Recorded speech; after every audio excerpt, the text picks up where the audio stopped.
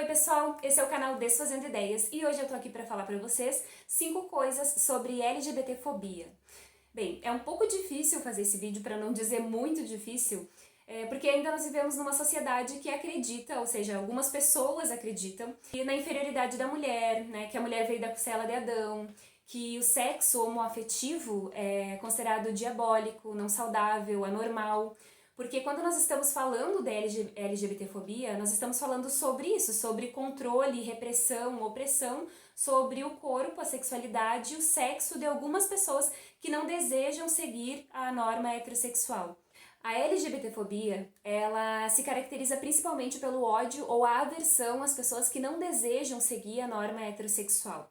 E esse ódio, essa aversão pode se organizar por diferentes formas de violência, sejam violências físicas ou violências simbólicas, né? No caso de alguém ser violentado, ou morto ou morta por ser LGBT, ou ser violentada psicologicamente, simbolicamente, dizendo, por exemplo, eu aceito você desde que você seja uma pessoa reservada, ou eu aceito pessoas LGBTs desde que não seja na minha família. Né? Então, a LGBTfobia ela tem muitas formas de se naturalizar no nosso cotidiano e também de se mascarar. Bom, o próprio termo carrega uma problemática, porque fobia está ligado a patologias. E a gente sabe que o ódio à diversidade sexual não é de nenhuma forma biológico, e sim é um estado de ódio construído historicamente, né? Então ele é social e ele é cultural. Então, quando há ódio a pessoas LGBTs, seja lá qual for a forma que esse ódio se manifeste nas nossas relações sociais, seja mais escancarado ou mais mascarado,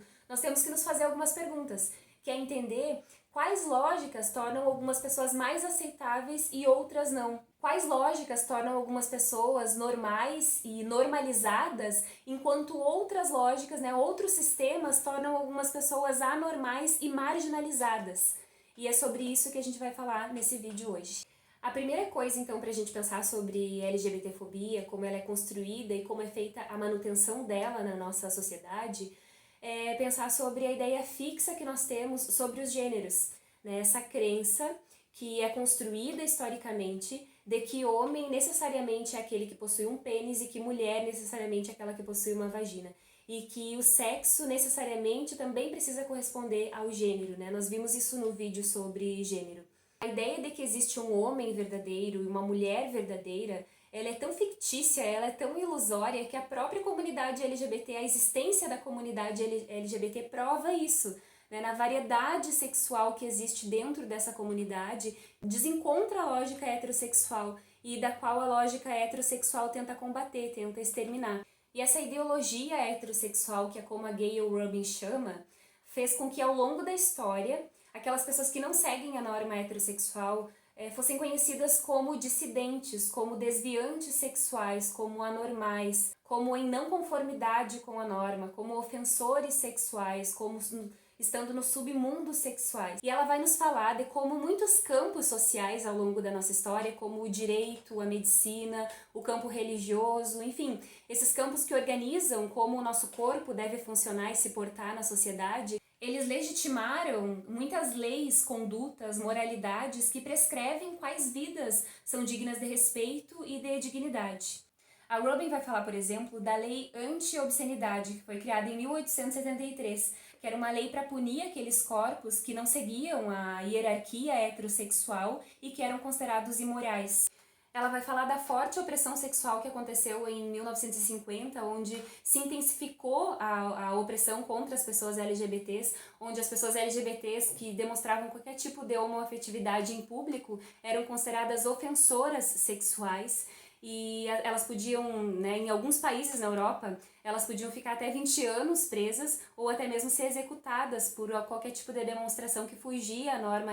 A Lei de Proteção à Família também, que foi criada em 1979, que originou campanhas como Anti-Gay ou Cura Gay, ou campanhas como Salvem Nossas Crianças de Homossexuais. Né? Todas essas campanhas e essas leis criadas em torno de uma moralidade sexual procriativa. Foucault ele vai nos falar também em como a homossexualidade ela foi criminalizada ao longo da nossa história por uma questão especialmente procriativa, onde se precisava que as mulheres engravidassem por uma questão de baixa natalidade social. É quando ele fala do surgimento das organizações fiscalizadoras da moral. A segunda questão, então, quando nós falamos sobre LGBTfobia, é considerar uma questão de identificação, que na psicanálise tem nome isso, que é matar o que eu vejo em mim. Então, quando nós odiamos uma coisa, ou quando nós temos uma aversão terrível a alguma coisa, nós temos que prestar muito atenção e ter muito cuidado, porque esse ódio e essa aversão, essa repulsa, ela pode falar muito mais sobre nós e essa norma heterossexual que impede a pessoa de se manifestar, de assumir o seu desejo, de assumir como ela deseja se ver e ser no mundo, transformando essa identificação em ódio. A terceira coisa, então, para falar sobre LGBTfobia que nós temos que pensar é no ódio à oposição do gênero. Por exemplo, o ódio a mulheres lésbicas pode estar ligado, não apenas isso, que eu vou dar só alguns exemplos, não é uma generalização, né, mas pode estar ligado, por exemplo, à não reprodução total da feminilidade heterossexual das mulheres lésbicas. E mesmo quando elas reproduzem a feminilidade, elas estão fora do sistema heterossexual, elas não estão disponíveis no sistema heterossexual. O que eu quero dizer então é que o ódio a LGBT está muito ligado também ao sexismo, o ódio à mulher. Né? Então a gente pode ver isso quando as mulheres fogem à feminilidade, elas são mais perseguidas, né? Quando homens gays são mais afeminados, eles são mais perseguidos. A quarta questão, quando nós falamos sobre LGBTfobia, nós temos que considerar que a comunidade LGBT, ela questiona a norma, a matriz heterossexual a todo momento.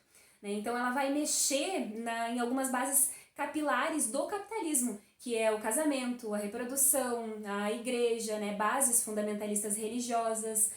A quinta questão sobre LGBTfobia, não menos importante, pelo contrário, porque fala muito das relações familiares, né, uma máscara um tanto punitiva e conservadora que às vezes as pessoas colocam tentando proteger a pessoa que é LGBT e no final elas acabam produzindo ainda mais violência com essas pessoas. Seja por medo da filha ou filho ser violentado ou violentada, né, se diz para a pessoa ser mais reservada, não se assumir em público, essas coisas que são de alta violência simbólica. É o que o professor Rogério Diniz Junqueira chama de pedagogia do armário, né, fazer com que aquela pessoa, aquele corpo seja controlado dentro da heterossexualidade e heteronormatividade. E essa máscara, que às vezes se disfarça de acolhimento, só ama se for mais do mesmo. Né? O diferente não faz parte dessa ficção de amor. O professor Junqueira, então, ele vai nos falar que é insuficiente denunciar o preconceito e falar sobre mais liberdade de se expressar de todos e de todas, sem desafiar a norma heterossexual. E ele vai nos falar também que nós temos que investir na desconstrução de projetos sociais, políticos, epistemológicos da pedagogia do armário. Bom, eu quis mostrar um pouquinho nesse vídeo que para a gente entender sobre LGBTfobia, nós temos que entender um pouquinho sobre a história, como se formou esse preconceito, essa discriminação. Para a gente pensar um pouquinho, por exemplo, em como o Brasil se tornou o país que mais mata LGBTs no mundo. Né? Em por que as instituições, as empresas não empregam pessoas LGBTs. Para a gente pensar em como nós naturalizamos na nossa sociedade que quanto mais fora da norma heterossexual as pessoas estão, menos elas conseguem ascender socialmente, menos elas conseguem ocupar cargos políticos, cargos públicos, menos elas conseguem estudar, enfim. Bem, pessoal, esse foi um vídeo falando sobre LGBTfobia, espero que vocês tenham gostado.